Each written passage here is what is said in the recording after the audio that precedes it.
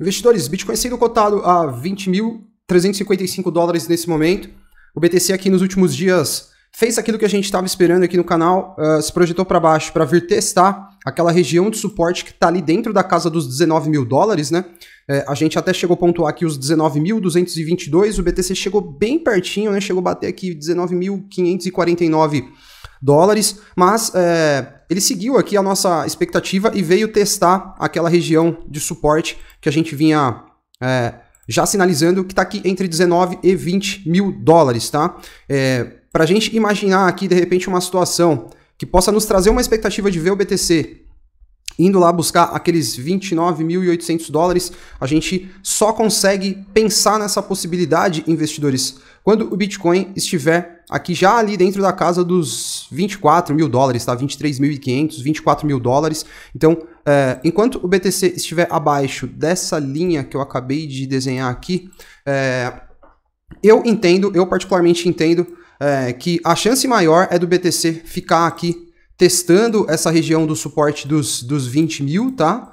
19, 20 mil, com uma chance bem considerável dele se projetar ainda mais abaixo para ir testar o ponto de controle aqui do nosso perfil de volume, que está justamente aqui na faixa dos 16.700 dólares. Isso pode colocar o mercado aí já em uma situação de bastante pânico, né? Porque a gente já teria aqui o BTC novamente se aproximando das mínimas do ciclo corretivo, ali na casa dos 15.471 dólares. Então é muito importante ficar ligado nesse momento, porque a gente sabe que a tendência mais forte aqui, a tendência maior no BTC é essa aqui, ó. É uma tendência de baixa, certo? Uma tendência de baixa. A gente não tem até o momento sinais de reversão dessa tendência. Então a gente sabe que a possibilidade do mercado seguir a tendência mais forte, ela é muito grande, e a chance do BTC vir testar essas mínimas do ciclo corretivo aqui, pelo menos para mim, na minha análise, elas são grandes, tá? Sei que tem muita gente trazendo análises mais otimistas aí, eu admiro muito quem consegue enxergar tanta positividade com tanta coisa acontecendo fora do gráfico, né? A gente vai até fazer um overview aqui em relação a algumas questões que aconteceram aí. Enfim, eu continuo aqui acreditando naquela possibilidade que a gente ainda pode ver o BTC se projetando para baixo para ir buscar o terceiro alvo na projeção de FIBO, tá? A gente teve aqui dois alvos que foram atingidos, o primeiro nos 20 mil dólares, o segundo nos 15 mil dólares, que coincide justamente com a região em que o BTC fez as mínimas aqui, tá? Do ciclo corretivo.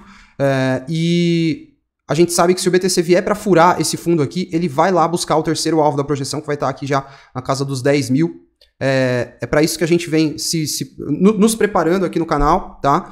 Entendendo que o mercado pode oferecer oportunidades ainda melhores de acumulação. Já faz muito tempo que a gente está falando disso aqui. Quando o mercado entrou nesse viés mais interessante aqui de janeiro, que a gente entrou num rally.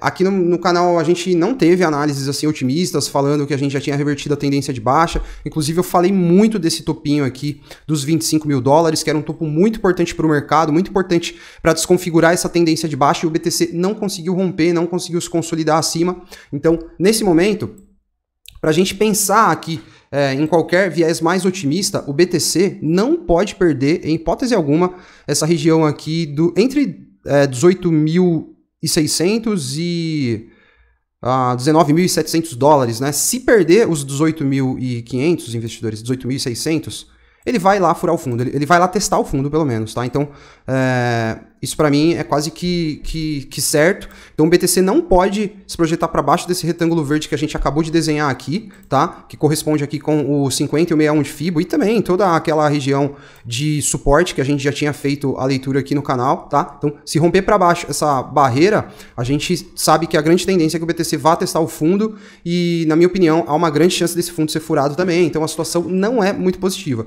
O que a gente tira ainda de positivo aqui é que, assim, houve defesa. Isso a gente já esperava, né? Houve defesa por parte do mercado quando o BTC atingiu essa margem aqui dos 19 mil dólares, quando ele atingiu aqui essa região que a gente já vinha sinalizando no canal, porque a gente consegue também constatar isso com base no volume financeiro que a gente observa nesse ponto aqui, tá vendo? A gente teve aqui um volumão, justamente quando o BTC atingiu aqui a região dos 19 mil, entre 19 e 20 mil dólares, aquela região que a gente estava observando. Então, a defesa aqui, a gente sabe que existe um potencial do BTC se sustentar aqui dentro dessa faixa de preço, mas eu acredito que, assim, se vier uma pressão vendedora muito forte, de repente com um movimento muito forte trazido, motivado pelos problemas da economia global e principalmente pelos movimentos do capital institucional, a gente dificilmente vai ver esse suporte sustentando o BTC e ele pode ir lá retestar, então, as mínimas do ciclo corretivo. É isso que eu estou colocando aqui nas análises das últimas semanas e tentando, sei lá, alertar, porque a gente está passando por uma fase aí de real risco de crash nos mercados e a gente também começa a enxergar que isso está se refletindo em dados on-chain do Bitcoin. A gente tem aqui uma situação onde a gente consegue ver que as baleias estão desovando os Bitcoins. A gente está vendo aqui que a gente chegou em um nível de acumulação de Bitcoins, né, em endereços com um número maior que 1000 Bitcoins, chegou numa mínima que a gente só não observava desde julho de 2019. Então já são 3 anos e meio aqui e a gente utiliza esses dados on-chain, essas análises de acumulação em carteiras, porque geralmente, quando a gente começa a ver a acumulação das baleias, é quando a gente tem... Isso costuma preceder o bull market, né? E quando a gente vê as baleias desovando, se desfazendo dos seus bitcoins, a gente costuma ver situações complicadas para o mercado, com grandes quedas acontecendo, e é justamente o que está acontecendo nesse momento. Tá vendo? Então, a gente está tentando fazer uma leitura aqui realista daquilo que está acontecendo e já aqui colocando para vocês tudo aquilo que cerca essa análise um pouco mais pessimista. A gente teve aí a situação da quebra de um importante banco que tinha operações de crédito voltadas para startup lá nos Estados Unidos, né? E essa quebra desse banco revive o fantasma da crise de 2008, tá? A gente está falando aqui do Silicon Valley Bank, um dos 20 maiores bancos dos Estados Unidos, que era avaliado em 40 bilhões de dólares e entrou em colapso após ficar sem caixa, e todo mundo só fala do Silicon Valley Bank porque derrubou os mercados no mundo inteiro, inclusive Ibovespa, Bolsa Brasileira, criptomoedas, e o colapso está reverberando no mundo das startups e aprofundando a incerteza no setor financeiro global. Isso aconteceu depois que uma tentativa de venda de ações da empresa falhou e as startups começaram a retirar seus fundos por insistência de empresas de capital de risco. E existem muitos analistas, muitos gestores de fundos, muitos gestores até mesmo de outros bancos menores lá nos Estados Unidos, sinalizando que isso pode ser apenas a ponta do iceberg, né? Então é muito importante a gente ficar ligado, porque se o mercado americano colapsar, o mercado global vai colapsar junto. Sempre foi assim, e eles ainda são a maior economia do mundo e eles vão levar para o buraco todo mundo. Então tem que ficar ligado, porque o risco de crash é muito grande. Eu tenho sinalizado isso nas análises que a gente faz aqui do S&P. A gente não vai analisar o S&P aqui exatamente nesse vídeo, mas é importante ficar ligado também nas análises lá do principal índice de ações da Bolsa Americana.